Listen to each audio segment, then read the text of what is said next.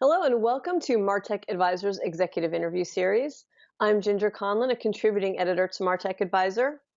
And joining us today is Scott Brinker, who is editor of Chief MarTech. He's co-founder and CTO of IN Interactive, and he is creator of the renowned marketing technology landscape Supergraphic. And Scott is speaking at the upcoming Martech Festival presented by Martech Alliance on November 16 in London. So we are going to get a sneak peek of Scott's upcoming session at the festival. So welcome, Scott. Thank you, Ginger. Great to be here with you again. Yeah, so glad you're here. We are going to talk about marketing technology trends, and as I said, get a sneak peek into your session.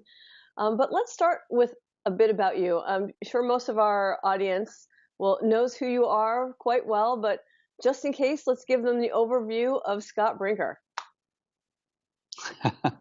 Okay, so I wear a couple different hats. I am the co-founder and chief technology officer of a marketing software company myself, ION Interactive, which is a SaaS platform for interactive content.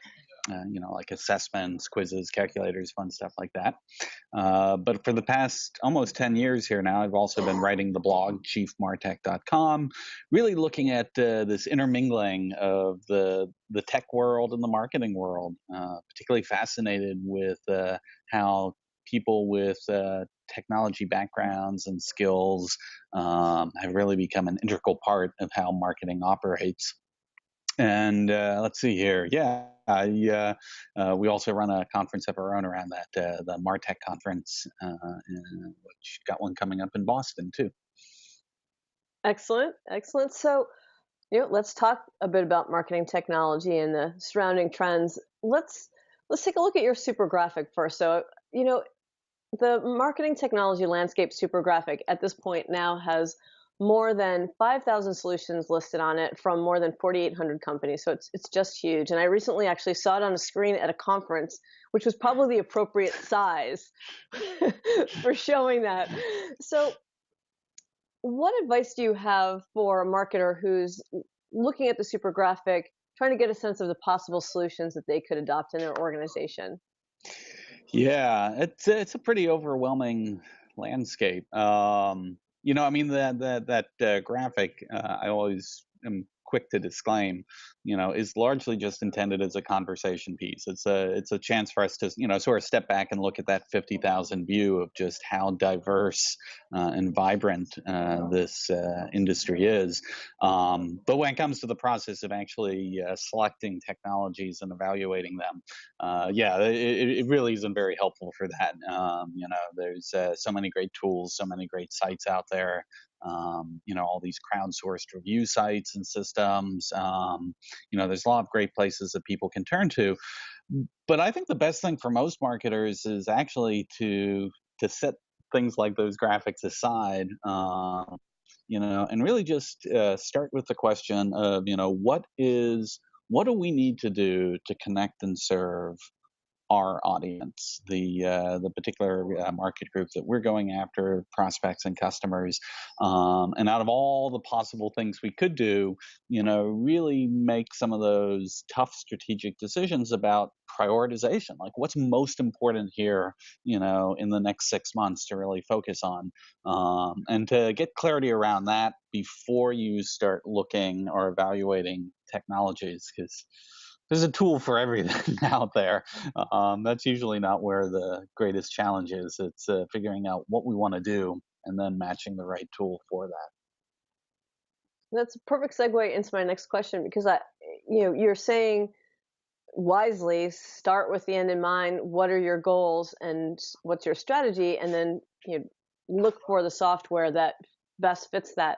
And I feel like even that can be a little overwhelming because a lot of times you've got an apples and oranges situation, even within one category.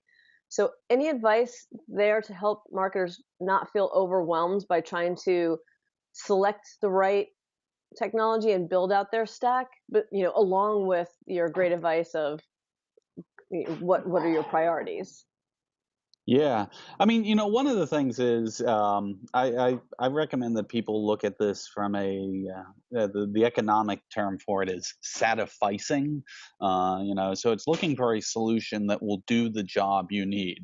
It doesn't necessarily mean it's the most perfect tool out of all the tools in the universe that you could conceive of.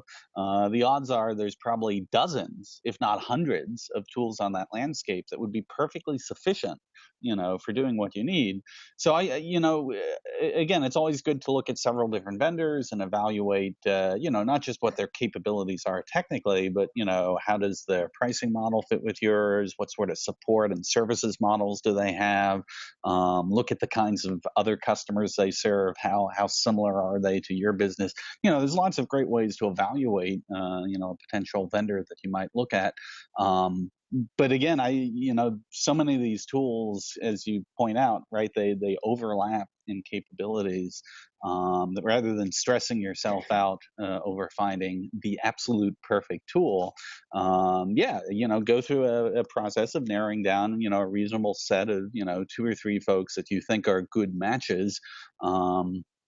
Pick one and run with it. There's one other aspect of this which is important to keep in mind is, this space is just changing so much at such an incredible rate that I think the days are gone where we imagine that we can pick a tool and that will be a lifelong relationship. It's us and this tool vendor for the next 20 years. You have to keep your options open to say, okay, well, this looks like a tool that will do what we need to do today. It looks like it has some runway for what we think we want to do tomorrow, but we want to build into both the technical integration and also the business relationship a little bit of flexibility to say, hey, if a year from now or 2 years from now you're not serving our needs have changed or you haven't kept up with them, it's entirely possible that we will want to switch to a different vendor. So sort of building with that flexibility in mind, I think, is valuable too.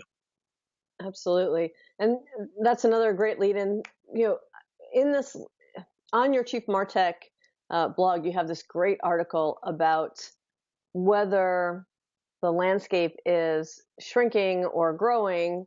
And I was just really intrigued by that. So which is it?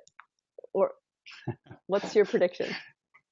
Yeah, it's like one of these, one that's like Schrodinger's cat or these physics things where, like, yeah, what state is it in? Is it growing? Is it shrinking?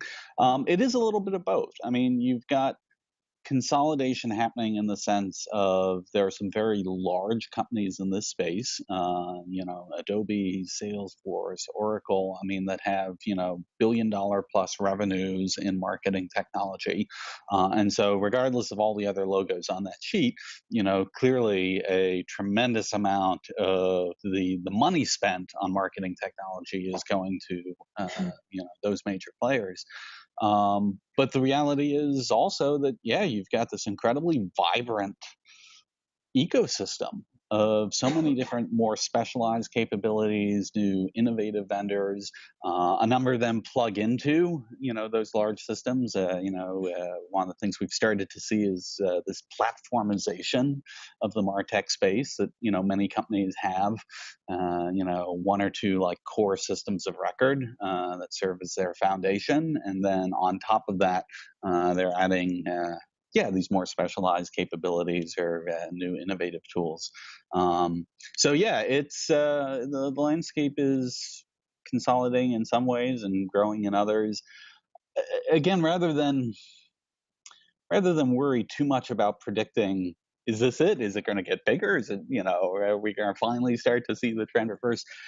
At some level, it almost doesn't matter because I think we can be pretty sure it's not going to consolidate down to like five, in the next year or two, right? I mean, it's we're in an environment where just as marketers, we're going to have a lot of choices, and so whether it's 500 or 5,000 or more, it really doesn't change how we need to operate, which is to really, focus on these core systems, have clarity around the priorities of strategically what we're trying to accomplish, and then build into our systems this flexibility, the ability to change tools or add new ones as requirements mandate. So speaking of change, AI is such a hot topic right now, and especially in marketing technology. And I keep seeing announcements of all the different vendors, especially the big ones, either adding new AI capabilities or introducing new ones. So, how do you see AI evolving in marketing technology, and any expectations in terms of adoption? Because I know, in terms of predictive analytics and things in that of that nature, okay, this has been around, but in the what else is next is still really early days, it seems. Yeah, I mean, there's the hype and there's the reality, and AI to a certain degree has definitely become our new favorite buzzword. It's right up there with, like, if you're on the B2B side, right? It's account-based marketing, and it wasn't too long ago that everything was big data. So yeah, we've got AI for big data for account-based marketing. Oh my goodness, the world is going to be beautiful. Yeah, I mean, but the thing that's interesting is, even though these terms do get hyped, there is some fire underneath all that smoke.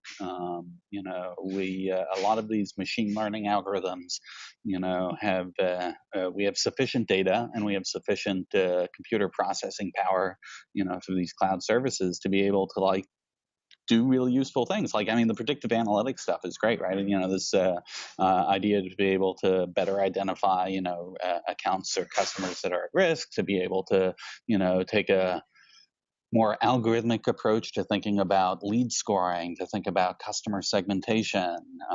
You then start to have all these use cases where you look at mapping, what's the next best offer, the next best content to provide to particular, lookalike targets, as determined by these machine learning algorithms. So I think people are experimenting with a lot of ways to leverage these AI algorithms. I don't think any one of them in the short term is going to just solve it for us magically. Like, we're just going to finally turn on the great big marketing machine and just do it all for us. I think most marketers' jobs are still fairly secure, in having the sensibility to understand how to connect the different pieces across a marketing mission. But getting the computer to do a little bit more of the crunching for us, a little bit more of the legwork, a little bit more of the sort of data science-y exploration of the data we have. Yeah, I think there's some really exciting things happening there now. Absolutely. So, tell us about your upcoming session at the Martech Festival on November 16th in London. I'm intrigued. I'm looking forward to it. And I should caveat that, I mean, this space changes so rapidly that, yeah, I've reserved the right to adapt as new themes come up between now and then. But, the main thing I want to focus on is, yeah, the question you started with. I mean, for marketers who aren't doing this because they have a technology fetish, they're doing this because, hey, we actually need to accomplish, real marketing outcomes. Just taking a look at that triangle, the age-old triangle of, technology, people, and process. Certainly understanding a little bit of how do we get the right technology infrastructure in place? How do we build in that design for change, to be able to adapt as new systems come out? But I think it's as important to look at the people and process side of that as well too. The technology, not just our technology in marketing, but really just technology out in the world, the expectations of customers, this digital environment we're operating in. Yeah, it's just really changed the way in which, for a lot of companies, we need to think about just running marketing, operating it. How our teams structured. What's the organizational structure look like? What's sort of the management metabolism that we use, to identify what our priorities are, what we're going to be working on next?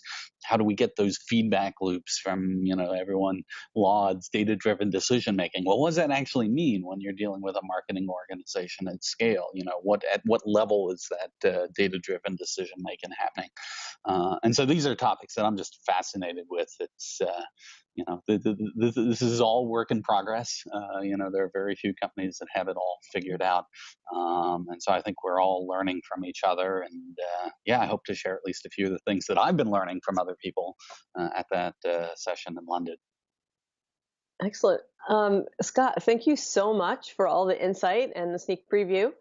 And I want to thank everyone who joined us on the video today, and say be sure to check out and subscribe to MarTech Advisor's YouTube channel for other executive interviews, and also check out the MarTech Alliance site to look into maybe seeing Scott in person in London. Thanks again. Thank you, Ginger.